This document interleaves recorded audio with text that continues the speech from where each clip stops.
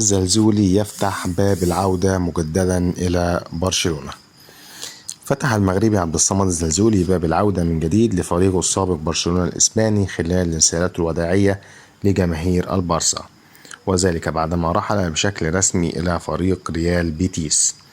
وانتهى وقت الزلزولي في برشلونة على الأقل في الوقت الحالي بعدما باع البارسا 50% من حقوق الجناح المغربي مقابل 7.5 مليون يورو لفريق ملعب بينيتو في مارين، مع وضع بندا يتيح للبلوغرانا ضمه من جديد مقابل 20 مليون يورو. الزلزولي يتمنى العودة من جديد إلى برشلونة. كده انتهى الفيديو بتاعنا. لو عجبكم الفيديو اشتركوا في القناة وفعلوا الجرس عشان توصلكم كل فيديوهاتنا أول بأول، واعملوا لايك عشان ده بيدعمنا وبيخلينا ننتشر أكتر.